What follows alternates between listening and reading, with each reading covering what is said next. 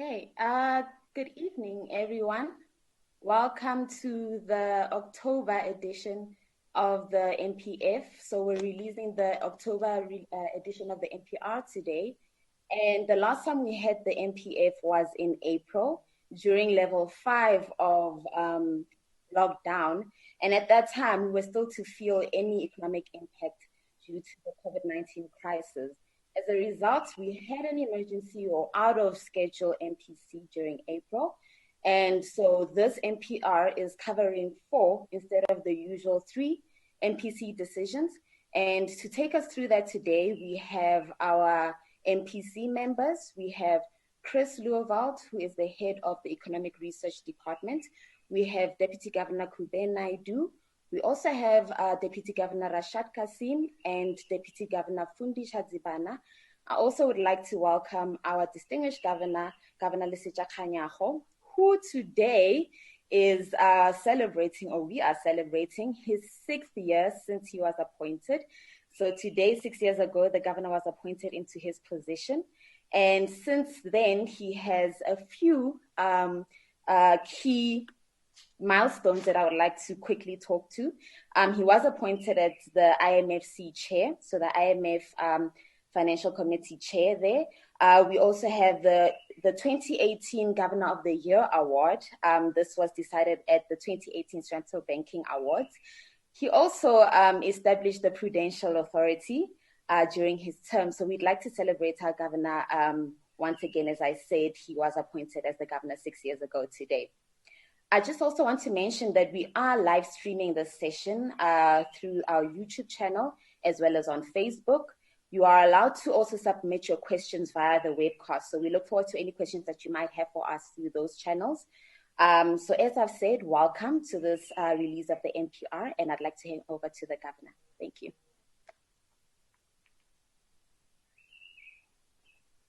Thank you, Koketso. The people to celebrate are the 2,000 good men and women of the South African Reserve Bank, who make sure that the South African Reserve Bank lives true to its constitutional mandate. We are going to be presenting the 2nd edition of the Monetary Policy Review for 2020. And this is taking place within a particular context. We have had the COVID-19 pandemic, and this COVID-19 pandemic has caused a deep global downturn, worse than the 2009 crisis. For South Africa's trading partners, we project that for GDP this year would be a contraction of 4.2% versus 0.6% in 2009. Now, with this global pandemic, which is in essence a health crisis, the nature of the response from jurisdictions around the world was to adopt lockdowns to deal with this pandemic. Of course, what the lockdowns have done is that we have seen divergence in how these lockdowns have been implemented across the world.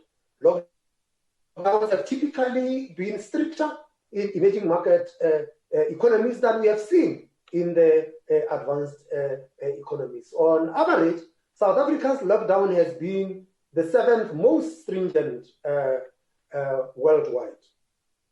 The South African economy, we expect, will be rebounding from a deep second quarter contraction. We expect that GDP will decline by 8.2% in 2020, followed by growth of 3.9% in 2021 and 2.6% in 2022. Against this expectation of what we had seen the economy evolving during the course of this year, we had to ask ourselves the question of what is the nature of this shock. Obviously, the nature of the lockdowns meant that this is in essence a supply side shock. And if it is a supply side shock, there is very little that monetary policy can do with the supply side shock. But what we saw was that the supply side shock also invoked a demand supply shock. People lost their incomes, and because people had lost their incomes, people were not spending. And so you then had this demand shock, and that is where monetary policy comes in. Since the pandemic,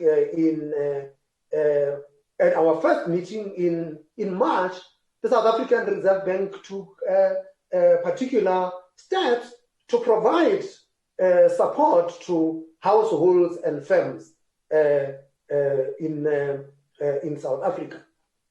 We believe that the measures that we have taken, one, we acted with scale, and two, we acted with speed. We adjusted the policy rate from March all the way until July by a cumulative 275 basis points, and if you include the steps taken in January, it would be 300 basis points. And if you look around the world, you would actually find that most of the monetary policy actions were taken in the months of March and April, sometimes going into May. 70% of the action that we have taken from a policy perspective took place during that period. So it was front-loaded. That is the speed that I am talking about. And when you look across the world, you would actually see that that is where the bulk of the action had actually taken place. But what we also then saw in the month of March, as we were getting into the Monetary Policy Committee, was that we saw a dislocation in the South African bond market. And with that dislocation, it meant that financial markets were no longer functioning in the manner in which they are supposed to function. And for a central bank like ours, which conducts its monetary policy on a collateral system, it was creating all sorts of problems, because it meant that we didn't know whether the value of the collateral is fully reflective of the appropriate forces of demand and supply in the South African money markets. We tried to take measures where we provided additional liquidity through our repo facilities. We added more repo facilities, and we also actually added term, that we took these things all the way at least to 6 months, that people could do these repos up to 6 months. But in addition to this provision of liquidity, we also embarked on a process of purchasing bonds in the secondary market. Why was it necessary for us to do this? Well, the collateral is priced in the secondary market, and if the secondary market is not functioning, that means that you cannot establish the true value of the collateral. And secondly, is that government itself funds itself on a weekly basis in the bond market and in the treasury bill market. And so what you would have then had was that even the price that government would be getting would not have been reflective of the true supply and demand of funds in the market. And as part of our remit as a central bank, we came in to support the functioning of the markets and made sure that the market actually does have liquidity. Well, we are also a regulator in the South African financial market space, and what we then also had to do, because we wanted to support households and firms, was to provide regulatory relief to the banking sector so that they would be able to provide support to households and firms. So banks were allowed to dip into their buffers they had these excess buffers. These buffers were built for a reason. They were built for the simple reason that when the banks are faced with a shock, they can dip into these buffers. And in this case, they were able to dip into these buffers and provided relief to households and firms.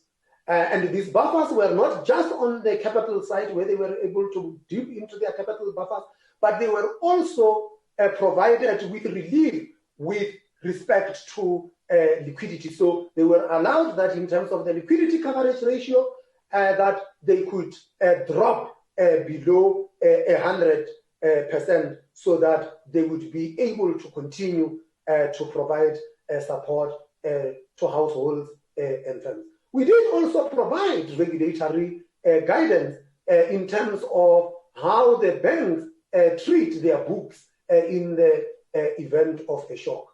The totality of these measures that we have taken, which, as I said, we took them with speed, and we believe that they were scaled. And in addition to that, we provided support to the National Treasury for the loan guarantee scheme. It is a scheme of the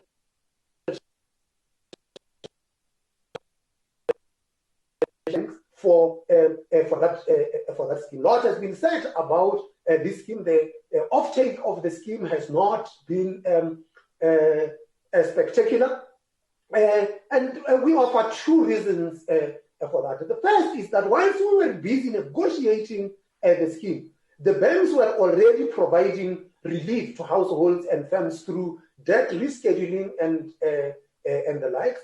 That is the first. So the second was that even with the scheme in place, where you had the economy under a hard lockdown, it didn't make sense for firms to try and borrow, because they would borrow money and do what with it, because their operations were closed.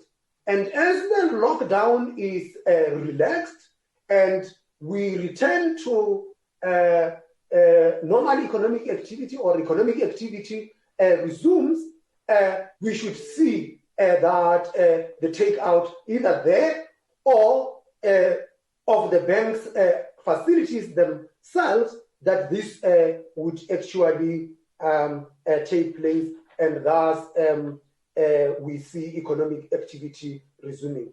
It is on this background that we actually expect that we will have a rebound in the third quarter of this year.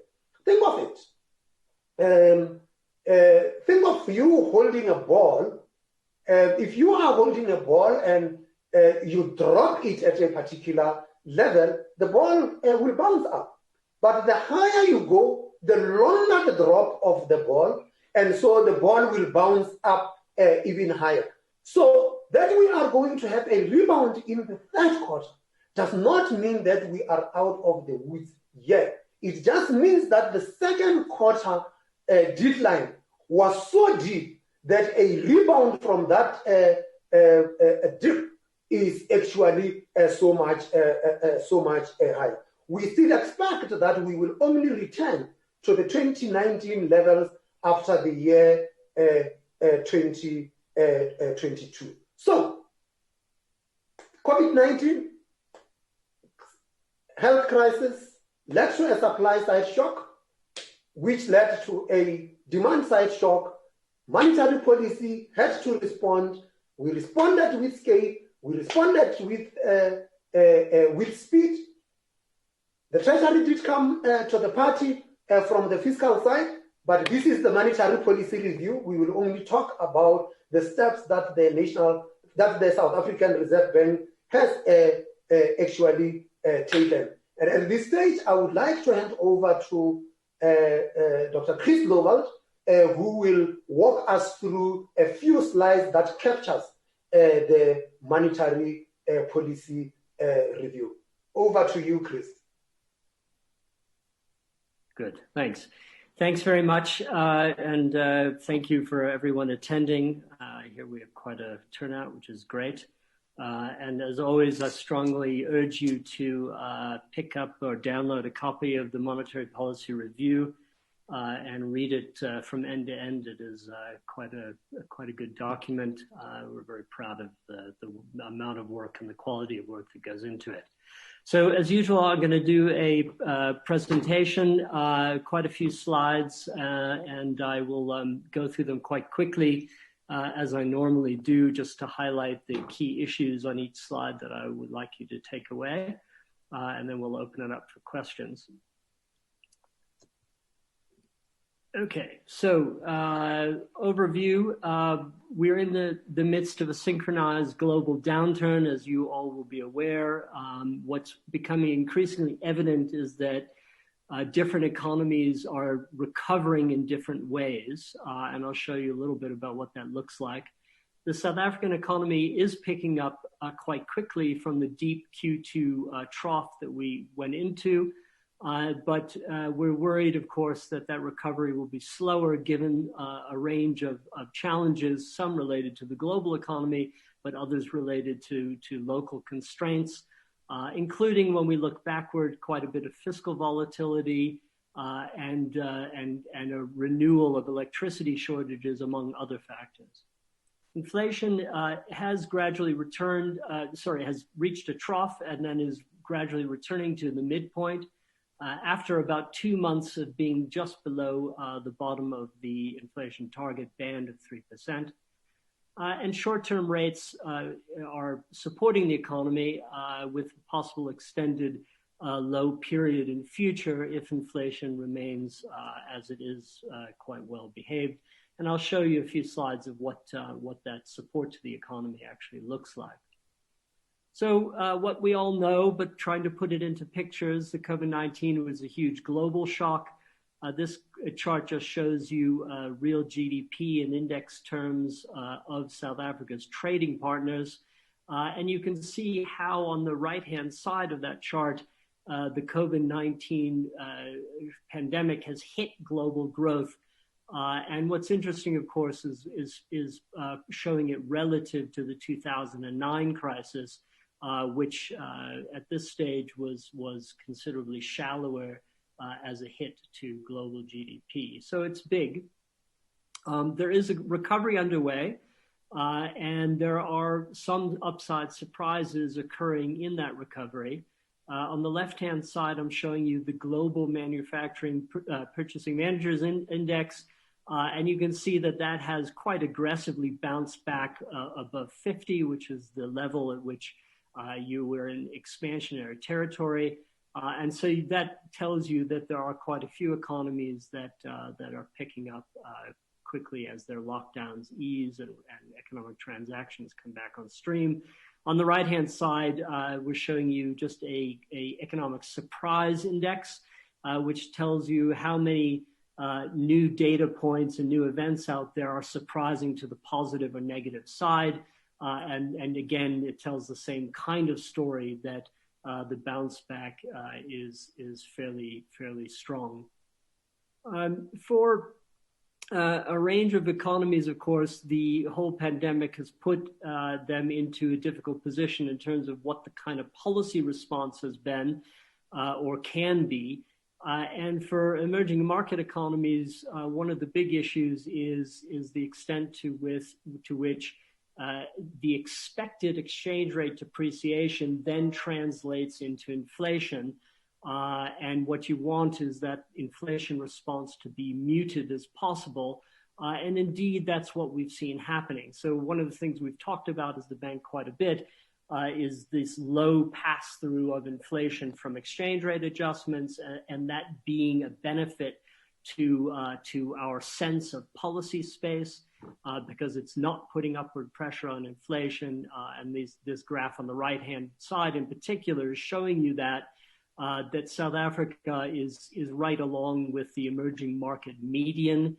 You can see that one standard deviation band in the gray shows you a lot of economies are having much larger inflation responses. But South Africa's is quite good, and it's right in the middle, and it's relatively speaking pretty stable, despite these exchange rate adjustments and the magnitudes of them, which are shown on that left-hand graph. So that red line is the US dollar rand exchange rate. And you can see that we got hit very hard by a sell-off that went through April and May with considerable recovery since then. So what does that mean from a policy point of view? Well, it's certainly helped most economies to adjust rates lower. On the left-hand side, I'm showing you what emerging markets look like relative to developed markets and a kind of global average. The emerging markets are in the blue. And of course, emerging markets tend to have considerably higher interest rates than developed markets, which is the green. But we've been able to come down quite neatly alongside developed markets in this particular crisis. And that is a testament to policy space and this kind of control of inflation that was evident as the economy got hit by the crisis and started to adjust to it. On the right-hand side, I'm showing you quite a range of emerging markets and what they did with their policy rates. South Africa is that red column, roughly seventh from the left side of that. And on the left-hand side, these are the bigger policy rate changes done by countries. Pakistan is the furthest on the left, then it's Ukraine, Zambia, Egypt, Mexico, South Africa, Mozambique, Brazil. Running all the way to the right-hand side, where you've got Hungary and Botswana and Thailand and Malaysia, who did fairly marginal policy adjustments in response to the pandemic. There's also been, of course, a lot of fiscal easing, and associated with that, a large jump in debt. On the left-hand side, we're just showing you fiscal balances for emerging markets and advanced economies, going from 2019 to 2020. And you can see that these extensions of fiscal policy are really very, very large indeed, made up of a combination of revenue adjustments, but also spending increases. And then on the right-hand side, you can see how that translates into debt levels. And across the board, of course, there's been a sharp spike upwards in debt levels. South Africa is on the far right in the gray, as you can see. So what do those divergent recoveries look like from a GDP point of view? I mean, obviously, these are forecasted and tentative at this stage. But there is quite a range of responses, and this rather confusing looking graph basically just shows you where countries line up in their forecasted GDP trajectories going forward in real level terms. And you can see some economies like Lebanon in the dark green near the bottom of that graph have suffered quite dramatically from the pandemic and the inability of having the policy or the lack of policy space to respond to it. South Africa is in the red. The United States economy is in the dark blue. And then you can see going up the line where other economies are expected to bounce back quite strongly. China is in the yellow, just for reference. But there's quite a wide range of dispersion of how economies are expected to bounce back from that shock. Our Q2 downturn, comparatively speaking, was deep. This is what I'm showing you in this graph. Again, we're the red column over on the left-hand side. With that 51% quarter-on-quarter seasonally adjusted and annualized outcome. And we are in the company of countries like Malaysia and Mexico and Spain, Argentina, Philippines. On the right-hand side, sort of interestingly, some of the economies that have seemed to have had less of a hit include some smaller open economies, Ireland, Estonia, Finland, South Korea, Taiwan, Hong Kong, obviously getting hit by the pandemic, but to a much smaller extent. The rebound that we're expecting that the governor referred to for Q3 will be from that very low base that's set out in Q2. So we will get a very dramatic bounce back in that number for the growth rate. If we think about this on a sectoral basis, that's what we're showing you on the left-hand side. You can see sectors like goods exports, retail sales, mining, manufacturing are all expected to come back up to pretty strongly.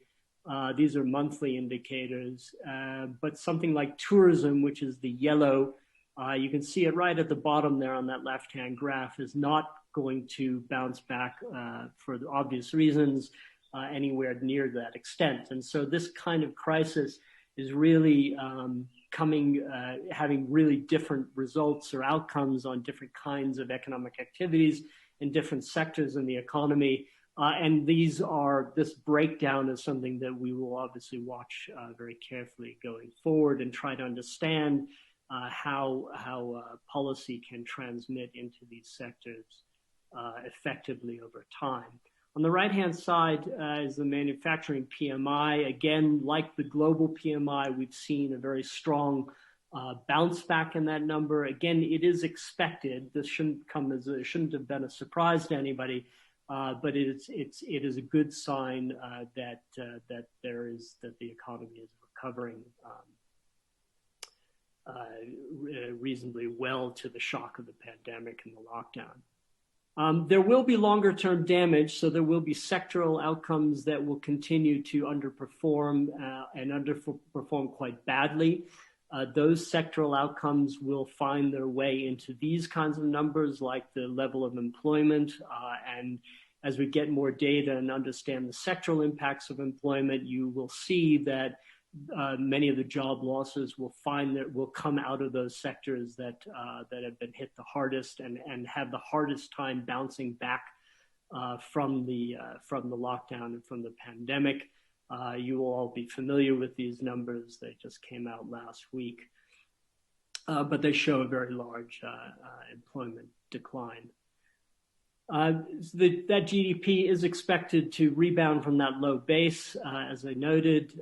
This is what that looks like, both on a quarterly and an annual basis. These are very aggressive responses, and that response, as the depth of the Q2 outcome became better understood and better known and clearer, so too did the size of the bounce back that we thought we would get. So if you look at these numbers or these lines from our forecasts over time, you can see how they creep up until we get to that red September forecast number. And the same is true of the annual forecast. There's obviously less volatility involved here, but the same kind of idea with that bounce back. Now, those are all rates of change. What we're showing you here is the level in constant prices.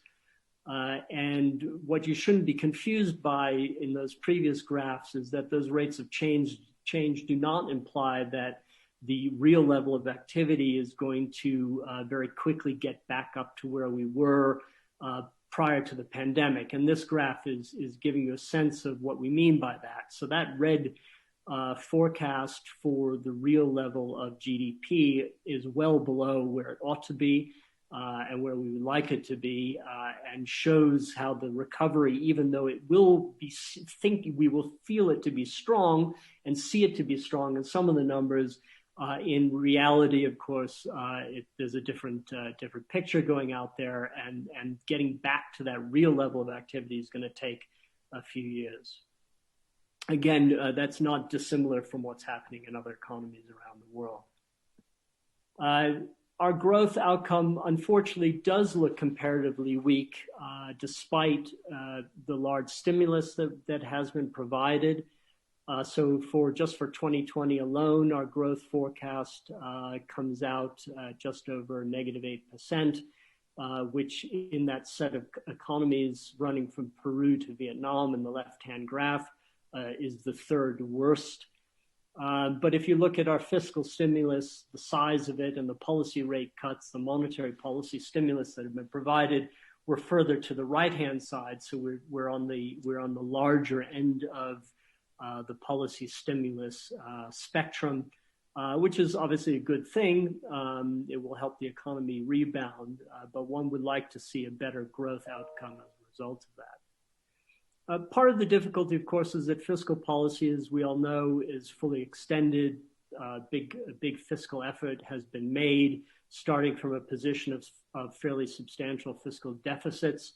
And so there's not a lot more that one can expect fiscal policy to really add back in to deal with that growth rate. I'm just giving you here some graphs showing you what the debt burden looks like and the change in the debt stocks on the right-hand side.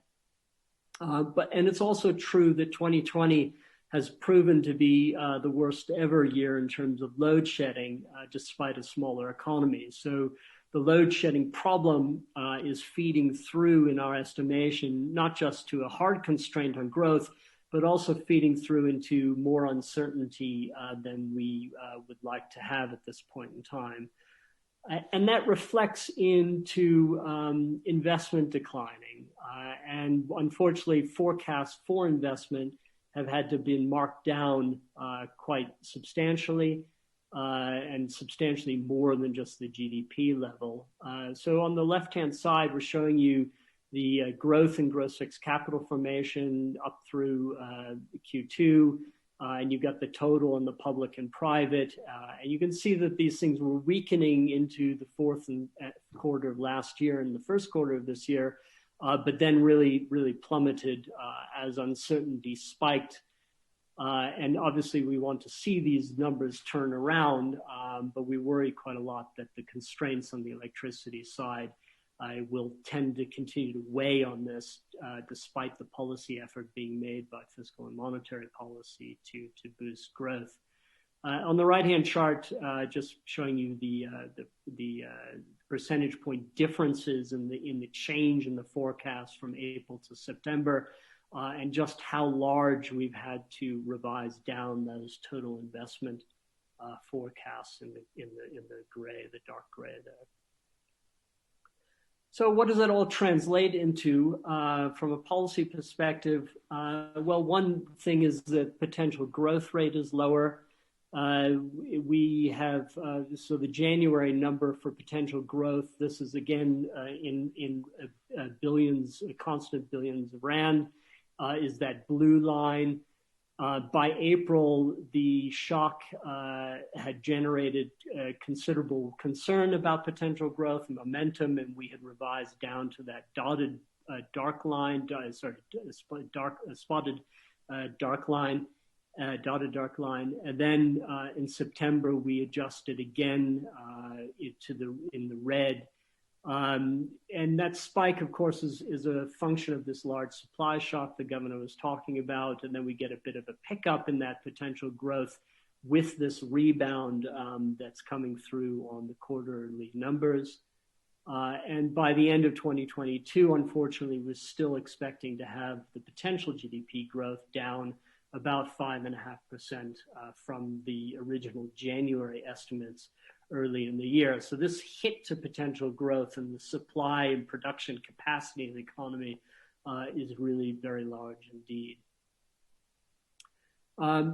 The output gap is partly a function of the potential growth rate and realized growth and expected growth, and that's also achieved record lows on the back of weak demand. You can see how actual growth has helped pull down that potential on the left-hand side. So that gray line is the potential growth, and the red is the actual realized growth, and then goes into the forecast period. But on the right-hand side, you can see what that does to the output gap. So the difference between those generates that output gap, and that's has plunged very deeply. And that the output gap, of course, feeds into the way the QPM model gives us guidance of what's going on in the economy. Come back to that point.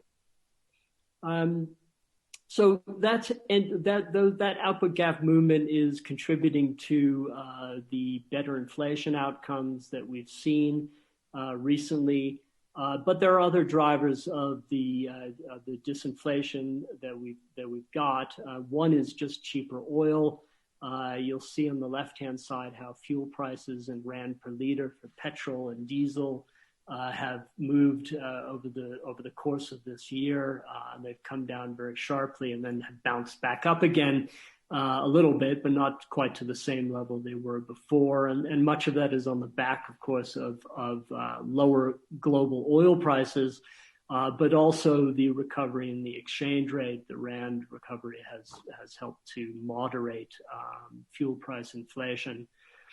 If we break this down according to the contributions to the headline inflation rate, you can also see this where the various components of inflation are contributing to the overall headline rate. So the headline is that black line with the dots, and then you've got red is the core component, food is in yellow or orange. The electricity is blue and fuel is that dark gray. And you can see very neatly there how, in particular in April and May and June, that fuel price has pulled out inflation out of the economy. It's also true that core inflation has moderated a bit and very helpfully. Food price inflation, which is that orange, has been more stable. I'll come to that again just now. And then you can see the contribution of electricity prices. So fuel price inflation has played a really big role in helping to moderate inflation. On the food inflation side, what's happened, food inflation has moved around a lot in recent years. We had been expecting for some time quite an aggressive move upward in food inflation for various kinds of reasons, mostly related to domestic factors, including the recovery from the drought and more recently meat price deflation. That spike in food price inflation didn't occur, which is great for the overall inflation rate. And you can see how our forecasts of food and non-alcoholic beverages inflation has moved over time. So as of March 2019, you could see that blue dotted line. We had food inflation going back up to 6% or about 6%. In September, it had pushed out a little bit, but still was hitting about 6%. And then by 2020, the March and September forecasts are really very much lower. And that has, again, taken some inflationary pressure out of the overall headline rate this year in a pretty strong way. In our forecast, inflation only returns to 4.5% gradually. This graph just shows you headline and core inflation and what they've done up to now, and then the dotted lines indicating the forecast. This is obviously a big positive in the sense that we don't expect inflation bouncing back well over that 4.5% level. And with that kind of gradual trajectory of inflation, it gives us a bit more confidence that policy space will be retained. And this gives that's backed up further by expectations of inflation. We measure expectations in a number of different ways. One way of looking at it is just to sort of try to understand what analyst forecasts of inflation look like. And again, this gives us quite a lot of confidence that that inflation is going to stay certainly in the bottom half of the target range for the next year, and barring any big inflationary shocks into 2021 and even 2022. So everybody, analysts and the banks' inflation forecast has moderated and softened a little bit over the last few months as a result of monthly outcomes being a bit lower, and then longer-term factors coming out in favor of more moderate inflationary pressures. This graph shows you another view of inflation expectations, and in particular, longer-term break-even expectations that come out of the markets. This is a 10-year expectation. There was a really sharp spike earlier in the year. You can see on the right-hand side of that graph that seemed to be a blip that had to do with the underlying components of the break-even rates, and has subsequently calmed down nicely and is sitting at around 5 to 5.5%. So in 10 years' time, the markets are expecting inflation still to be within the target range and reasonably well contained. So what is, these various kinds of drivers, dynamics going on in the economy tell us from a policy point of view, more specifically and about policy space, and how policy is able to respond to shocks like the pandemic. In this graph, what we're trying to show you is that over time, we've been in very different kind of positions. The kind of stagflation way of thinking about things often happens when you have low growth and high inflation. And you can see that in the bottom right quadrant with the blue dots. So for quite a few years, we were getting that kind of combination of outcomes of weakening growth, but high inflation. And that's very hard for monetary policy to deal with effectively. You'll remember back in the previous decade, when there was quite a bit of overheating in the economy. So that's the top right quadrant, and the red dots, 2007, 2008 in particular, were years when the economy was growing very strongly and inflation was rising. But the bottom left quadrant is where monetary policy is arguably the most effective. And this is when you've got low growth and low inflation. And that low inflation gives you a bit more monetary policy room to respond directly to the underperformance of the economy relative to its potential growth rate.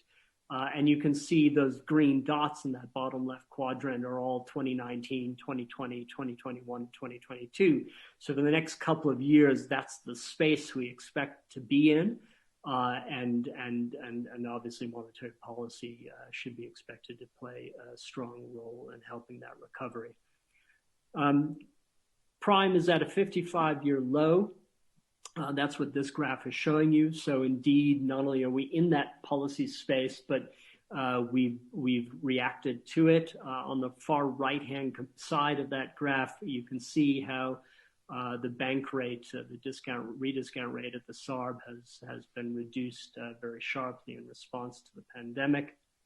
And that's helped drive the real repo rate into negative territory, both in terms of its relation to where we think the real neutral rate is, but also in absolute level terms. And that's what that looks like. On the right-hand side, that's the forecast. So the real interest rate turns positive above zero and moves closer to the real neutral level as a function of a modest climb back up in the real repo rate, the repo rate plus the inflation rate.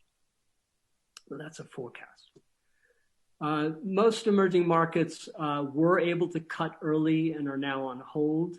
South Africa also found itself in that camp, and so we followed very much, or were part of the same kind of trend of policy reactions to the pandemic. This is the percentage of emerging market countries that are cutting rates in each of these months.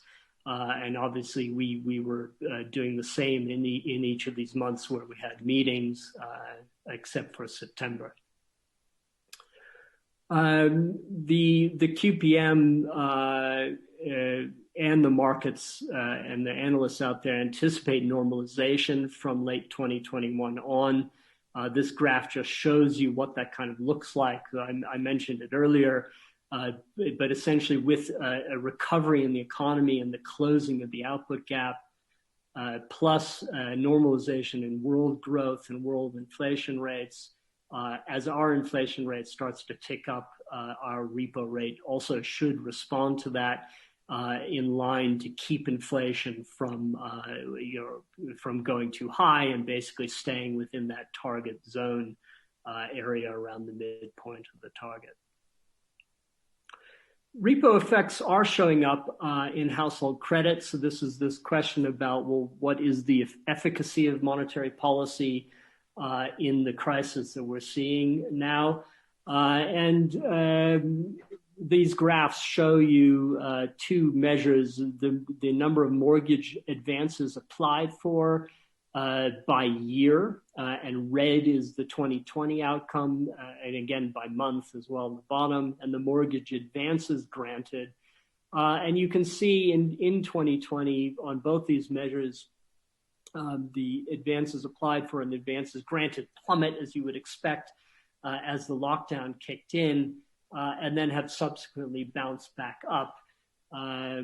We obviously want to see more data to fully assess how this is working, but the fact that that red line, both those red lines have bounced back up as aggressively as they have, it is obviously a positive indicator of a response by households to the ending of the lockdown and interest rates. The low repo rate is also helping with the public borrowing costs. We've got a public sector interest rate proxy on the left-hand side, which is the interest to debt ratio, and you can see how the decline in short-term interest rates has opened up space for interest rates at the short end of the yield curve to come down. And on the right-hand side, you can see what that looks like at the repo rate relative to different maturities of government bond yields. The short term is that 0 to 3, that blue line. So that's come down very sharply. Green, which is the 3 to 5 year, 5 to 10 and 10 years and over. They're a bit higher, but that 3 to 5 years has come off quite nicely. So there was a bit of a spike earlier in the year associated with the credit rating issues. And that's come down quite neatly, in part because short rates have helped pull that down. So let me conclude with two slides. First, just make the point that we've obviously experienced a very big global shock. A lot of stimulus and recoveries are a bit better than have been expected. In fact, South Africa's downturn is quite severe, relatively speaking, but the short-term recovery also looks better. Lower inflation and lower interest rates are helping that economy to adjust. And certain sorts of things need to happen to solidify longer-term growth. In particular, things like signals of better fiscal sustainability and electricity supply constraints being eased.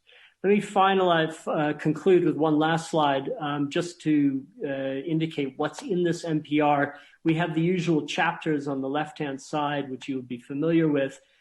This time around, we've done specific boxes on a range of topics, including around looking at monetary policy and its transmission. We've looked at this question of how fast interest rate cuts turn into credit growth, and we've done some econometric estimates there, so you'll find those numbers in there.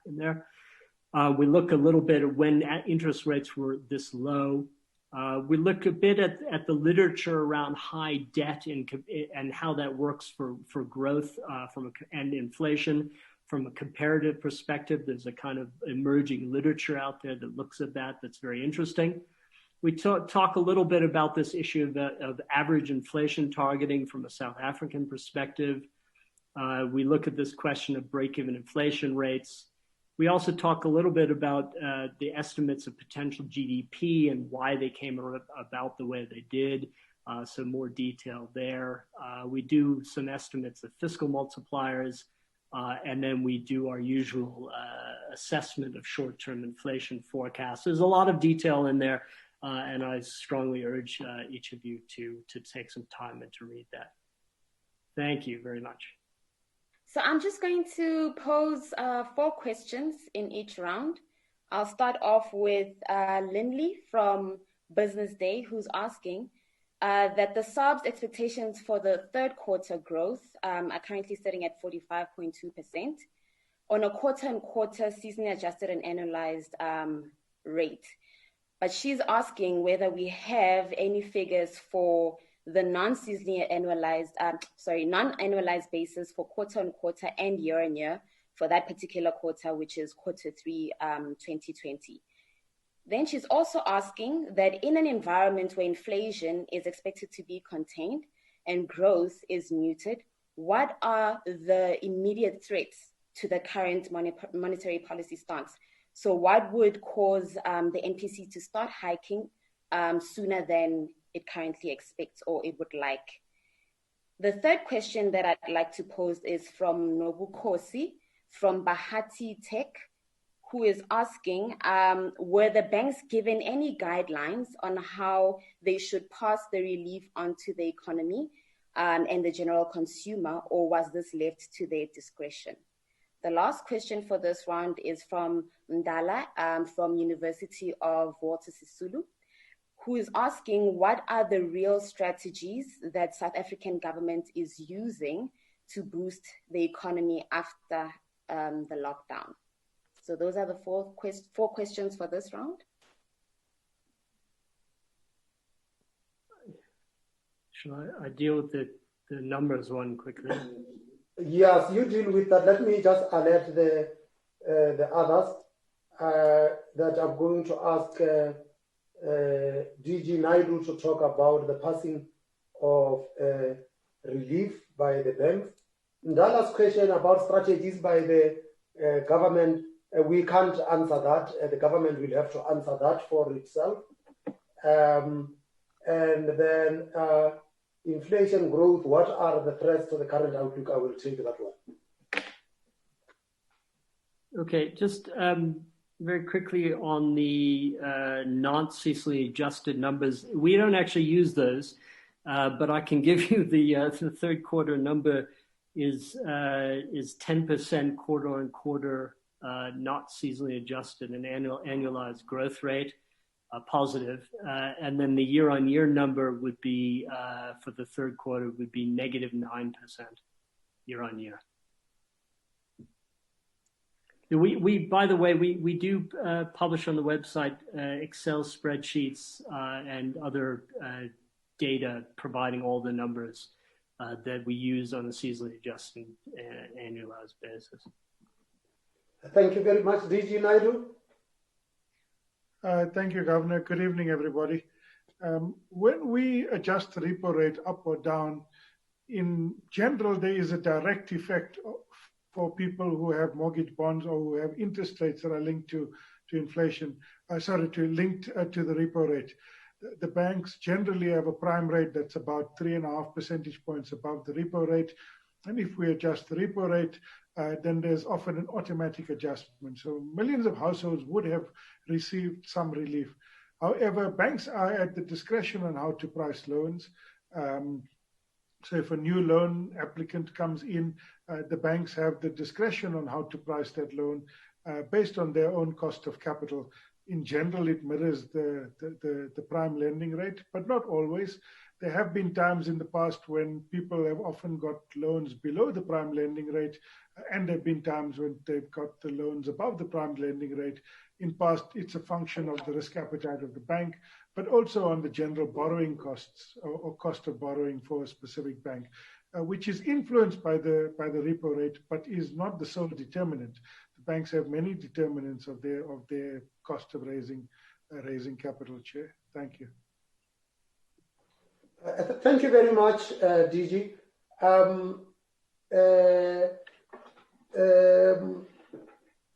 I think I will ask you to come back because I thought the relief thing had to do with more than just the repo rate. It also had to do with from the regulatory relief that was provided, how have the banks passed that to the borrowers? So whilst you gather your thoughts on that. Lendley, you're right. Inflation is not our concern or our worry, rather, at the moment.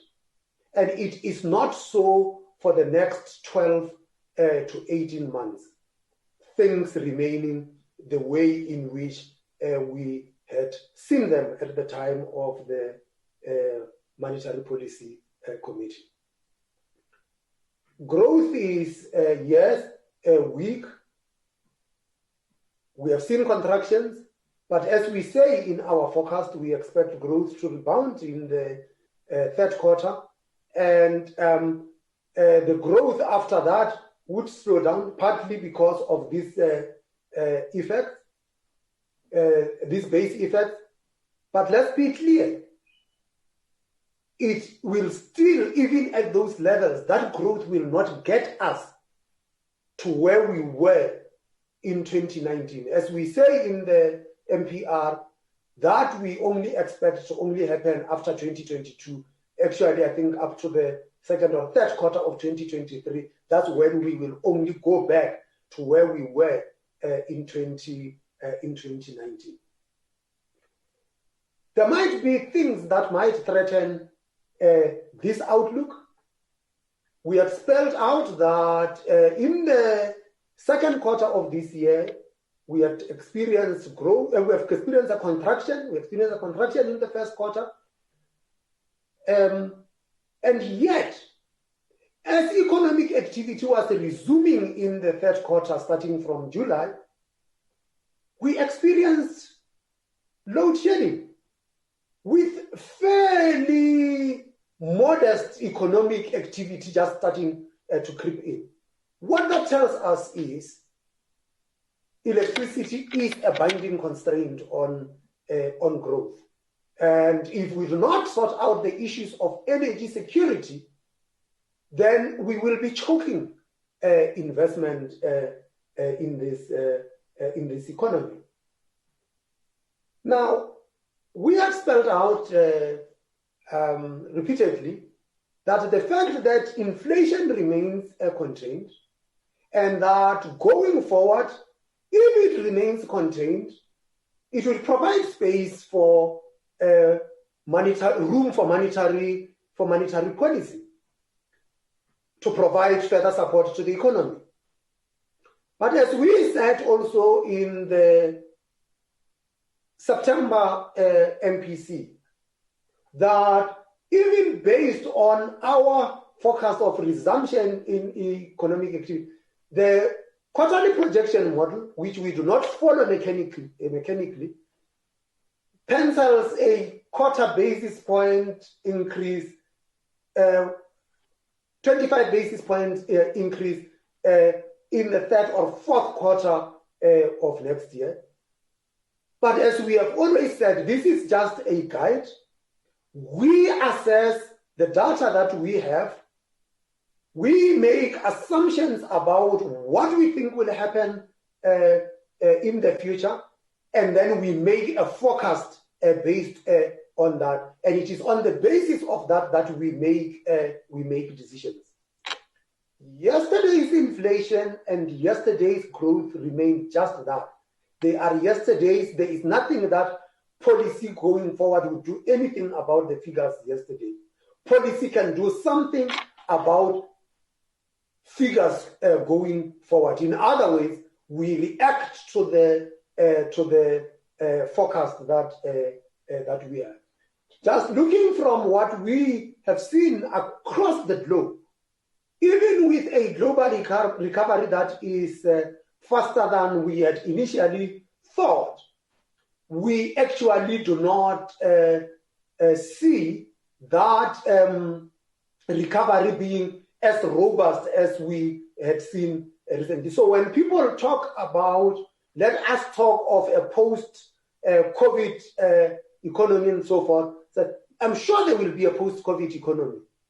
But as it stands now, for the next 12 to 18 months, maybe 24 months, as policymakers, we must learn to make policy in the era of COVID, that this is going to be with us, and that we have got to continue to take steps to protect ourselves and fellow citizens from any resurgence of infections. So there might be risks to the economy.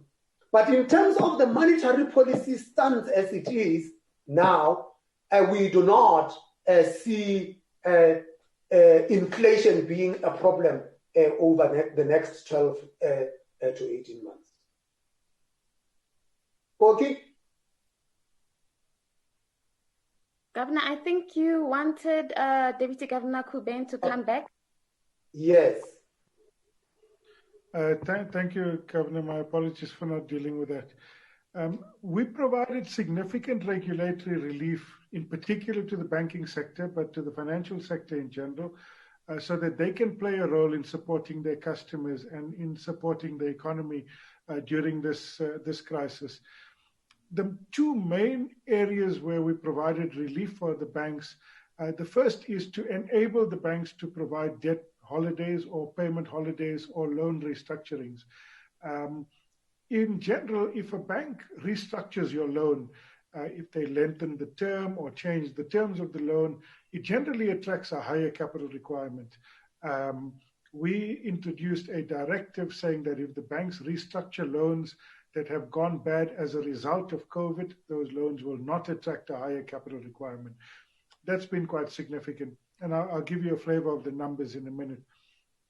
But we also reduced the capital adequacy ratio that banks have to run by about 3.5 percentage points. Now, given that the most of the banks have capital adequacy ratios of somewhere between 12 and 16%, that's quite a lot. There's some numbers on the SARB website, in fact, in the amount of regulatory relief that's provided. It's somewhere around 280 billion that is provided. And lastly, we lowered the liquidity coverage ratio, or in simple terms, we said that banks can keep a slightly lower level of liquidity during this crisis to help them to support their customers. Chair, if you take the three categories, support to individuals in the form of loan restructures and support to corporates, we've had about 40 billion rands worth of payment holidays or loan restructures provided. So that's actual missed payments or payment holidays. And that's on about 650 billion rand of gross debt. And in addition to that, we've had about 14 or 15 billion rand lent out in terms of the loan guarantee scheme. Taken all together, we've had relief of just about 50 billion in a nominal sense. So that's actual relief on gross loans of about 750 billion rand, Chair, to the economy. If you look at the aggregate numbers, and they are in not the MPR, but the quarterly bulletin published recently, credit extension, while muted, is still positive in South Africa, and I think that that's a fairly positive sign. Thanks, Chair. Back to you, Koki. Thank you. So we'll move on to the second round. I am going to pose 4 questions once again. We have a question from Mfuneko, who is with Reuters. The question there is, were there any indications before COVID-19 that the transmission mechanism of monetary policy was not working properly or smoothly? So that's the first question from Reuters. The second one is, do you feel that analysts and commentators have been unfair or unkind in their analysis of where monetary policy rates should be? Or are they overestimating the role of monetary policy? The third question there is there a housing market boom? When last did South Africa see a housing boom? And what implications are there for wealth creation and income and asset inequality? So those 3 questions are from Reuters. The last question that I'd like to put forward is from Sanisha, who is with Momentum. The question there is, can you comment about the electricity impact? The question there is, what assumptions have been made on the detraction to 2021 and 2022 growth from extended load shedding? I'd like to combine that question actually with a question from Mahlangu, who is asking you to comment about the electricity impact on the recovery and growth. So that links with the question from Manisha. Mahlangu also asked that we comment on the possibility of higher inflation given the rise in electricity tariffs.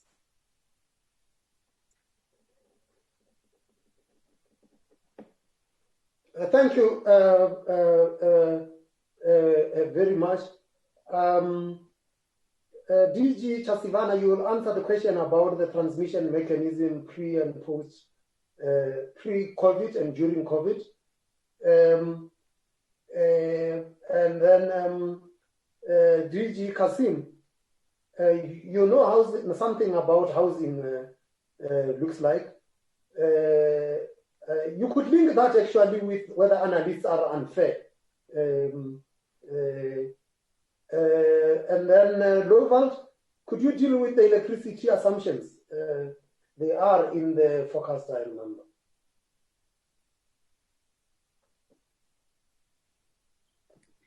Thank you, Governor. So let me tackle Mfuneko's question. So Mfuneko, you asked the question around the transmission mechanism. So when it comes to the broader implementation of monetary policy, South Africa has got, or the SARB uses a monetary policy implementation framework that's based on a money market shortage. So basically, we when there's a shortage of money in circulations, and the banks come and borrow money from the SARB, and that's how we transmit, because we lend to the banks at the repo rate. So broadly, I would say that the transmission mechanism has been working. So perhaps if you could just elucidate a bit more in terms of what you have seen that suggested that it wasn't working properly. There are, of course, challenges in terms of the full transmission of monetary policy in any economy. So the central bank can make certain decisions and reduce interest rates. That doesn't always translate into higher borrowing or higher investment in the economy, because that is driven by a number of factors.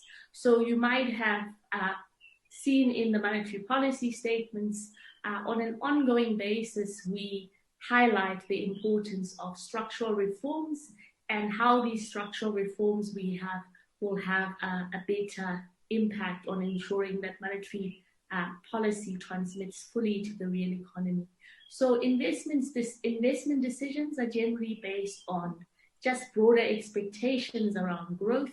If there are structural impediments that are based on electricity availability, for example, that is what affects some of the decisions around whether there is more borrowing or not. So if that was the direction that you were going when you said monetary policy was not transmitting, perhaps maybe that would be one of the drivers if there are structural factors that are resulting in borrowing not taking place. What happened during the COVID crisis and the reason why the central bank had to intervene and provide more liquidity in money markets was that there was suddenly an increase in the level of savings that we were seeing. So when there is a crisis and there are concerns, if you're a business, for example, you are concerned that your future income stream is going to be much smaller, you will keep more funding in the banks. And so what the SARB had to do is we had to come in and provide additional liquidity to the banks in order to deal with this risk component that Deputy Governor Naidu was talking about, which is a key driver of how much borrowing happens. And so we stepped in as a SARB and we provided liquidity in the markets to ensure that there was sufficient appetite, at least by the banks, to continue lending. But what we are seeing is that there are still structural constraints in the economy, but those are things that are outside the control of the SARB more broadly. Governor, I leave it at that. Thank you. Yeah. Okay, but Rashad, maybe just before you come in, let me just finish off this question of the monetary transmission mechanism, whether it was not transmitting or not. We do deal with this in the MPR in actually two boxes, if it is something that you would be interested in. Because first, a transmission, let's look at the transmission via government. What we have actually seen had been that because of the measures that we have taken, short-term interest rates actually came down significantly. And because short-term interest rates came down significantly, those borrowers who borrow in the short end benefited from a reduction in interest rates. Government took advantage of that. Government itself started to borrow in the short end of the yield curve. And one of the slides that Chris was actually showing, which showed you that government interest bill as a percentage of the total debt outstanding has declined significantly over the past while, was reflective of how monetary policy transmit via the government mechanism. The second aspect would have to do with the transmission of monetary policy via the credit channel, which is really primarily where monetary policy gets really felt. So again, we use the example of what happens when you have a loan and interest rates are reduced. And DG Naidu was actually earlier on spelling out what happens when you have it. So if you have a mortgage of, say, R1 million, in January, you would have been paying just over 9,000 rands a month on your mortgage. Once we got to July and interest rates have been reduced by a good 300 basis points, you are suddenly only paying just over 7,000 rands a month. That basically means that that difference is available for you to either bring down the debt faster or to spend on other essentials. And if you were to spend it on other essentials, what that would mean is that there is additional economic activity in the South African economy, and what that would mean is that it does boost demand. And monetary policy is most effective when it transmits via that credit channel. Those things continued to work even before COVID. And during COVID, the only thing that affected this thing was the lockdown. Because if you were to buy a house or wanted to buy a house, the deed office was closed, so you couldn't go and register the house. You couldn't take advantage of all of that. The third channel would be how all of these things eventually fit into growth. We use two models that in the Reserve Bank that estimate what the transmission from monetary policy to growth is. According to our core model, if the policy rate was to be reduced by 100 basis points, other things being equal, because this is economics, other things being equal, that will lead to a growth rising by 0.3% after 6 quarters. And that is why when people talk about monetary policy, we keep on talking about how monetary policy affects growth with a lag of between 12 and 16 to 18 months. The second model, which is the one that is published, that is generally used, which is the quarterly projection model, shows that if policy rate is reduced by 100 basis points, growth will rise by some 0.4%. Again, this is economics, other things being equal, in 6 quarters.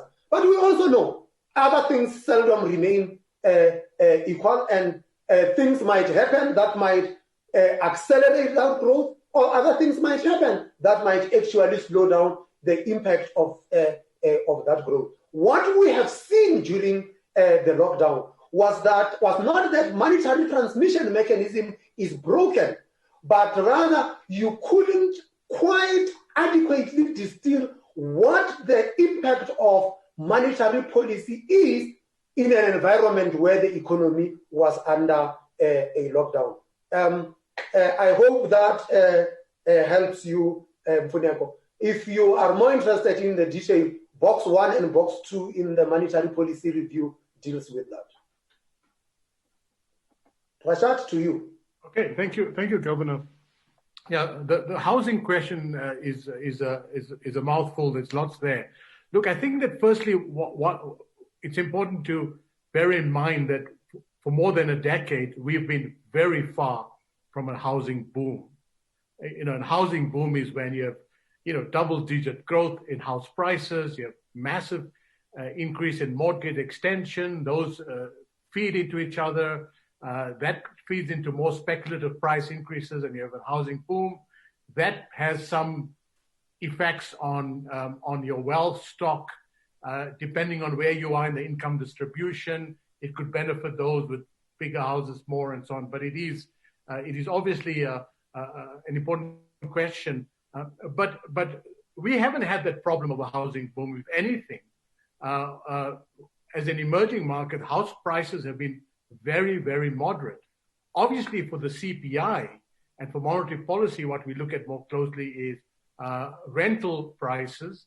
But had we been confronted with an asset boom in housing, every MPC member sits on the Financial Stability Committee, and we would look at this in conjunction with financial stability. We would ask, is monetary policy fueling asset prices, or is something else fueling asset prices? So these, this is how it works. I think in the US, in many economies, using the asset channel as a transmission mechanism is important because they at a zero lower bound.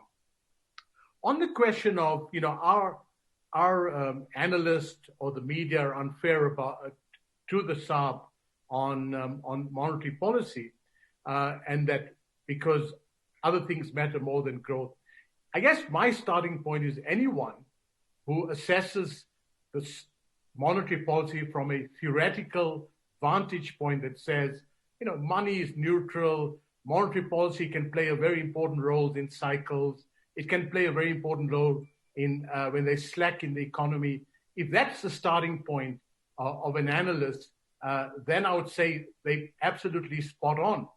The starting point of the analyst is that, it is currently at 1%, and their view is that monetary policy can lift growth up to 3-4%, can change the capital stock, it can be a major driver of investment, then I would say that's a very unfair assessment. At the end of the day, monetary policy, along with a series of other policies, contribute to a growth strategy. So with the analytical community is that people understand that monetary policy is very important to cycles. It can have some long-term effect if monetary policy is excessively loose or excessively tight. These are things that academic literature points to. Thank you, Doug.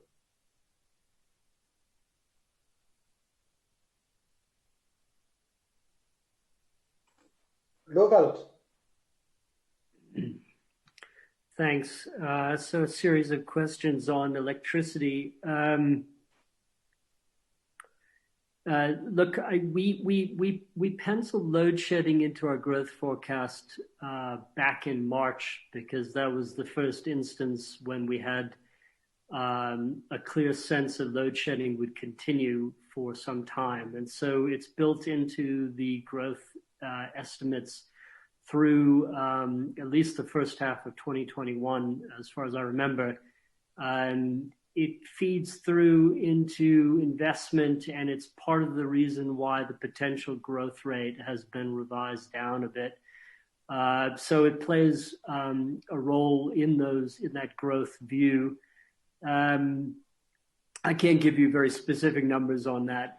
In terms of the recovery impact, I think our expectation would be that a relief of the constraint on electricity would have a substantial impact on expectations of future growth, and therefore would feed into things like investment in a positive way. Again, I can't give you specific numbers about what that would look like. We'd have to think about when the constraint gets lifted, how much of the constraint gets lifted, and how demand responds to that supply increase. On the inflation side, our electricity price expectations moved up in September for the outer years to about 10%. In the near term, they've come out a little bit lower than expected. We revised from 7.5 to about 6.5 because the way in which electricity tariffs are done and the way in which it feeds through into municipal pricing came out a bit lower than we expected. So in the very short term, it's actually taken a little bit of the edge off of inflation. But going forward, we've penciled in fairly large electricity price increases. Thanks. All right. Thank you. So for the third round, Governor, I would like to ask you just take maybe a few more questions than we did previously in the interest of time. We have a question from Mahlangu, who is from SAUBC, who's asking, the resurgence of COVID-19 cases in most developed economies is likely to prolong and possibly dampen the world recovery. What impact will this have in emerging markets and South Africa in particular?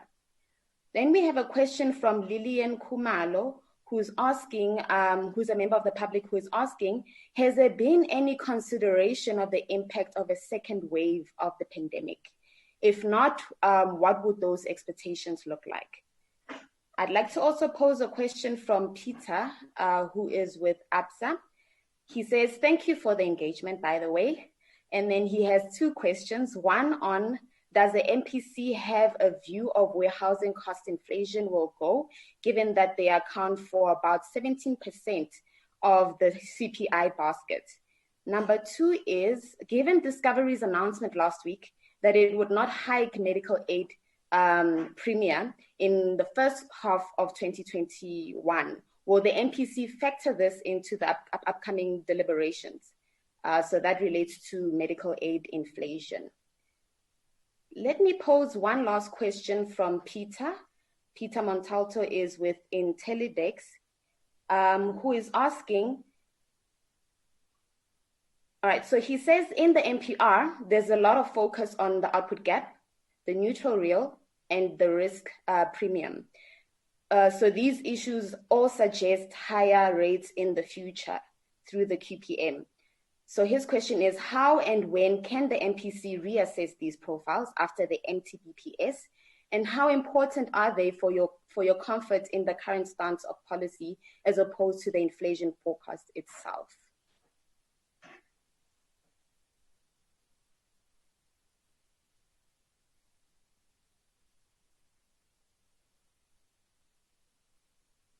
You said you're going to take a little bit more in this round. You have taken exactly 4. Did I know?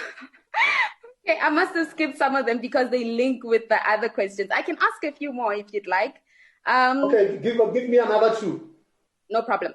So there's one question from Andrea, who is asking, how long will the potential GDP take to get back to pre-COVID-19 levels, all else being equal, that is? The second question there is, how important are external risks to the outlook? So these two questions are from Andrea.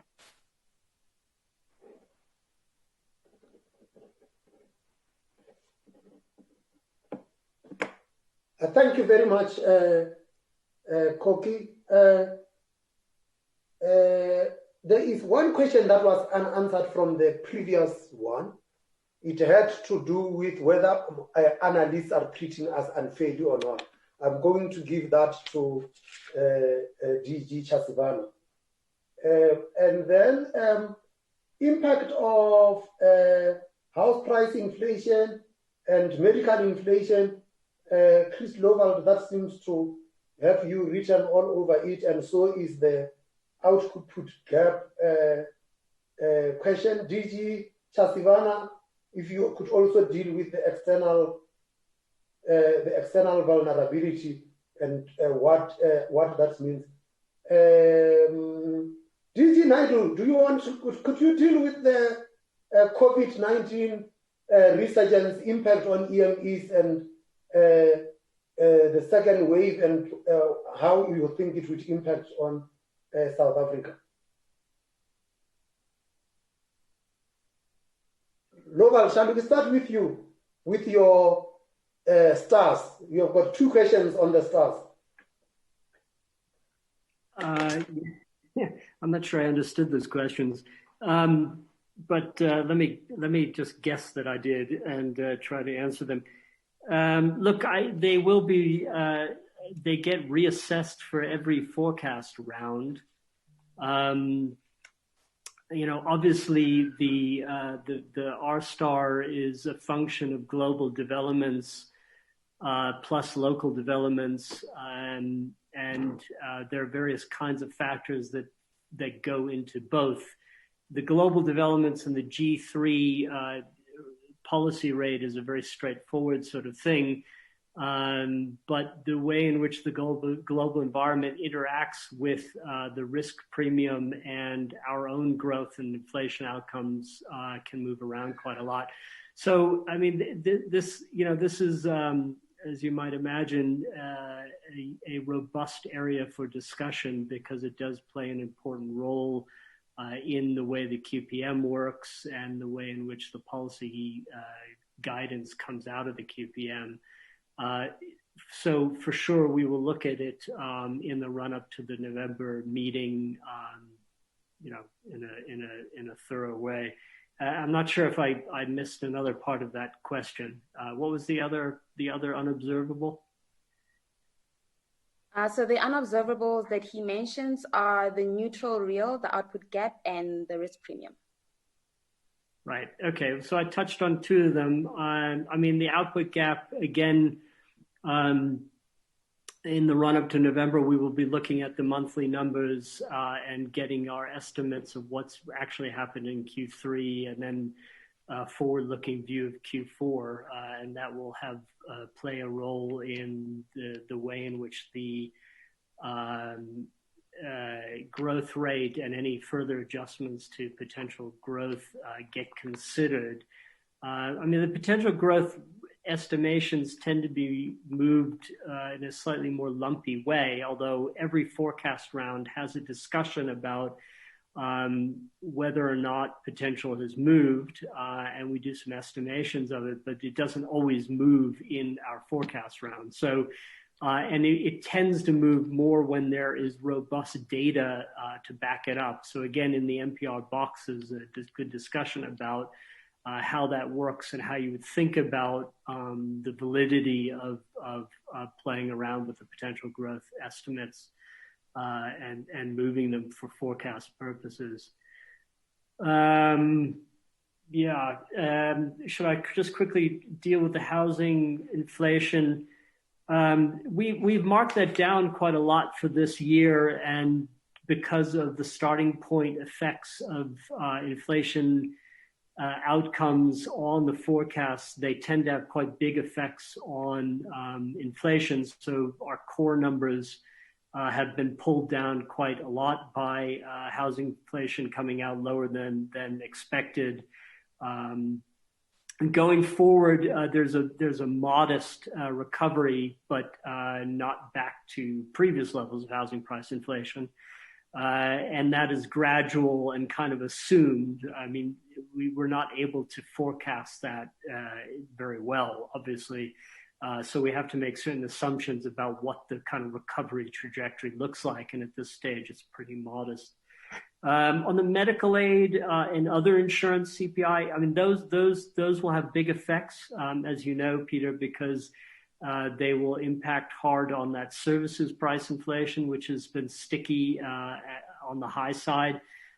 So big movements, decisions not to increase rates will feed through into that services inflation quite strongly. And we will obviously, as we get those announcements, we will, of course, factor them in directly into our services price inflation estimates. I hope I dealt with everything. If I didn't, you'll let me know.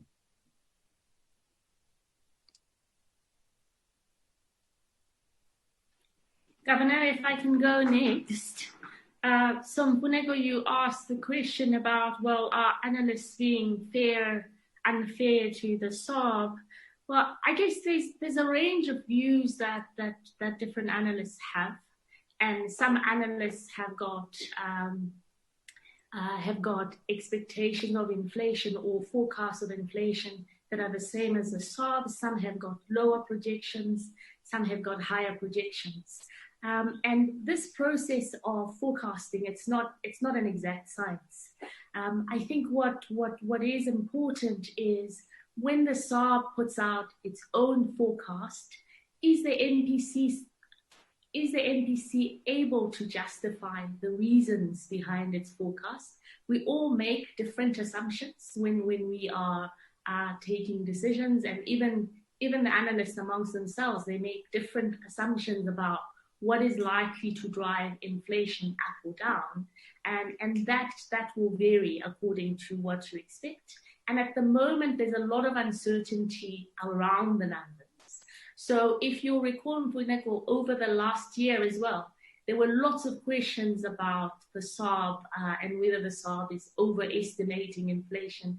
And there were a number of areas where it wasn't clear what was going to happen to inflation. So food inflation was one such area where over time we were not sure how fast food inflation was going to come down and at what point it was going to turn and start to climb up. And this is one of the things that we use the NPR to do as well. And you will see that during the course of 2019 and also during 2018, we had some boxes in the NPR where we assess our own forecasts as a SARB relative to other forecasts in the market, and we assess quite openly where we think there might have been mistakes or whether the numbers were right or wrong. So overall, in terms of the analyst views, I think the analyst views are what they are. I think the most important issue is that the SARB is able to justify its forecasts. What we do continue to say as the NPC as well is that when we put out a forecast and we make certain assumptions and the NPC takes certain decisions, that does not address fully everything that has gone wrong in the economy. So the SARB's decisions alone are not going to help with lower potential growth. They're not going to help with the higher cost structure of the economy. So the one issue that I think has been quite contentious at the moment is how much the SARB is doing. And I think the position that we have advocated as the NPC and as the governor has articulated today is that we felt that we have acted with speed and that with the amount of relief that we provided and the interest rate cuts were sufficient. And I think that there we are quite clear about our position as a SARB. Let me turn to this issue of vulnerabilities. So the question is whether we will be affected by what's happening in the global economy. The answer is yes, we will be affected by what happens in the global economy. We are a small, open economy. We rely on trade in two ways, in terms of imports and exports. And secondly, we also don't have sufficient savings in South Africa to pay for the level of investments that we would like to have. So what happens globally does have a significant effect on us. So let me talk about inflation first. So imported inflation most recently has been quite low, and we expect global inflationary conditions to remain quite muted, and so that's a benefit for us. But what happens to our own domestic inflation will, of course, have an impact on our prices when we're selling South African goods. But if there were to be a large resurgence of COVID in our trading partners, that would certainly have an impact if there were to be a return to some levels of lockdown. So that would have an impact on the level of demand for South African exports. And then let me talk now a bit about about what happens in terms of the low savings rate. So we have seen the savings rate go down quite a lot. And this is as a result of government dissaving. We have seen that the fiscal deficit is a lot higher.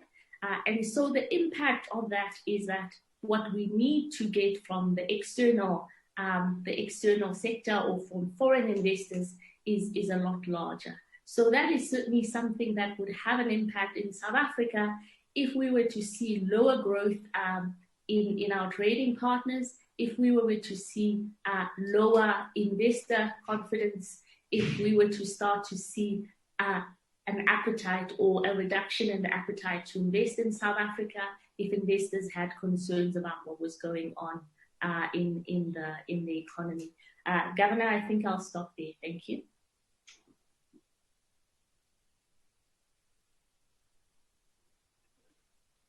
Professor, are you ready?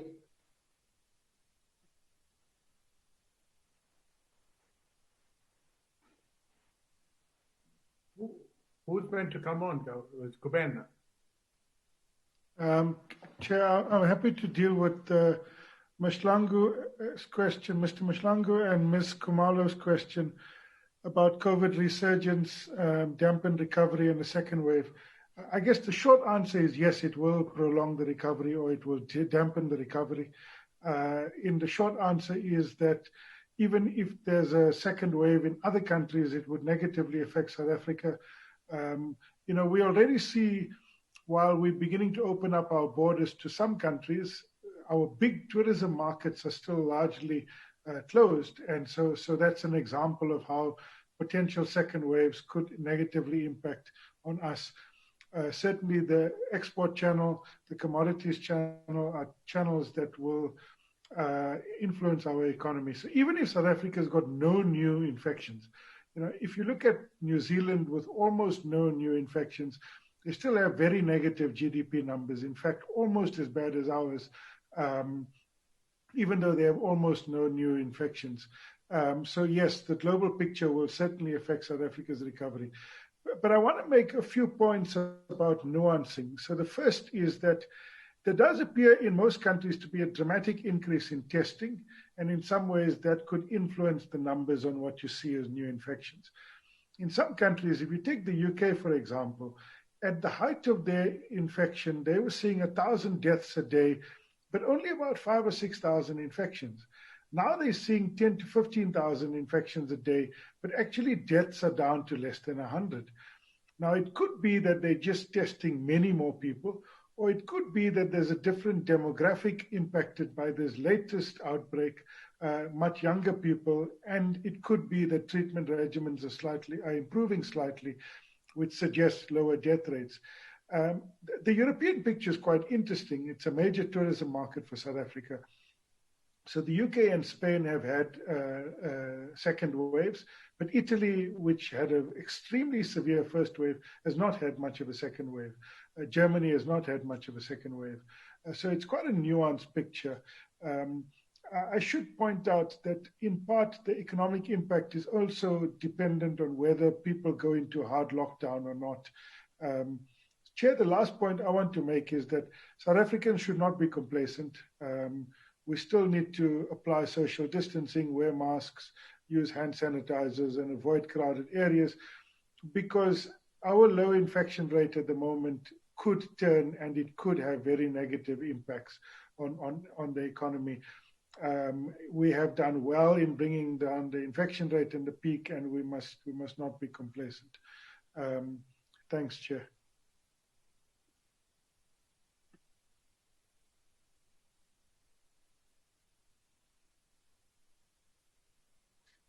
Okay, thank you.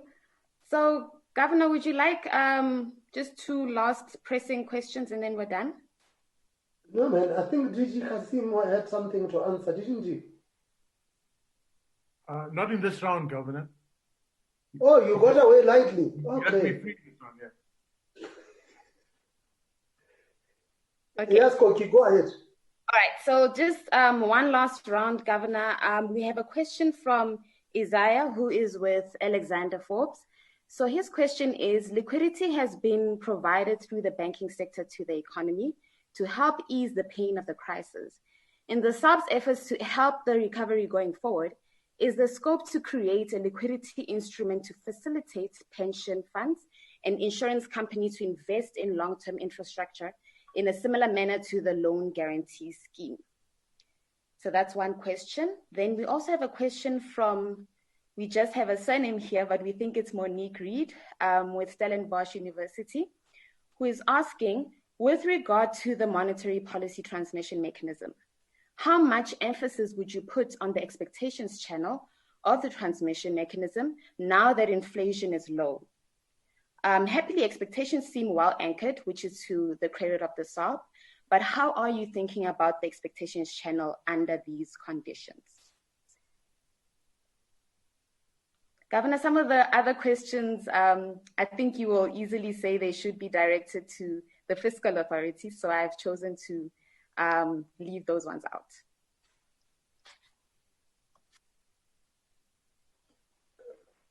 Well done, Kogi. So you'll refer those to the fiscal authorities. You can email them. DG Naidu, would you please deal with liquidity and that has been provided, and whether we will provide liquidity to pension funds to invest in infrastructure? And Rashad, since you got away lightly in the previous one, I'm giving you the question of expectations.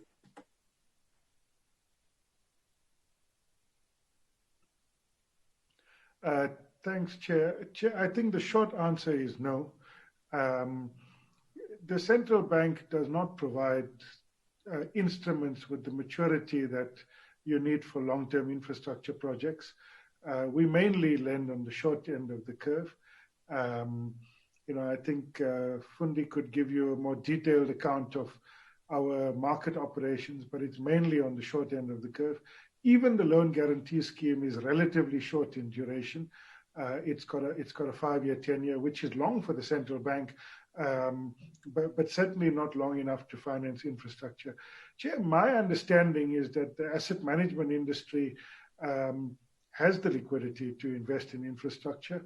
It's up to the producers of infrastructure, in part government entities, to create the conditions and the instruments so that the asset management industry can finance it. That's where the mismatch lies. It's not in a liquidity. It's not a liquidity problem that the central bank can solve, Chair. Thanks. Thank you, Governor. Well, Monique Reed is the eminent expert in inflation expectations. Look, I think that the critical question is, given what we know about expectations and given the importance of expectations in the way we think about monetary policy. So we have been very encouraged by the consistent decline in inflation expectations. And that in itself is an important indicator of where we think inflation is going. It's often not a one-to-one indicator. Sometimes inflation turns out to be higher than what expectations were, sometimes turns out to be lower. I guess one of the questions that Monique was asking is, in the context of the pandemic, do you think inflation expectations are as valuable an indicator of inflation as they would be under any normal circumstances? I don't have any reason to believe they wouldn't be. I don't have any reason to believe that in the expectation surveys, we would have major survey problems in the way we have in some of the official statistics we have. I think that agents who think about expectations have to kind of internalize in their process, what does this big shock mean?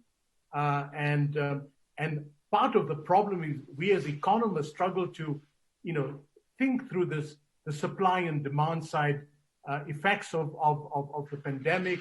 And that in itself obviously could result in some confusion in the way agents answer questions around expectations. But my view is that it remains important. It's an important tool for us when we think about the risk, when we think about the future monetary policy stance. Looking at expectations will continue to be important, given all the caveats about how you think about expectations in monetary policy formulation. Thank you.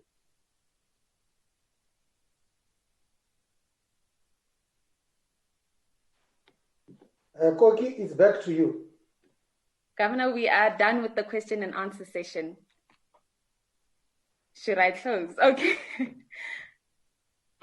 Yes. Are you not running the show? Or you want to delegate upwards?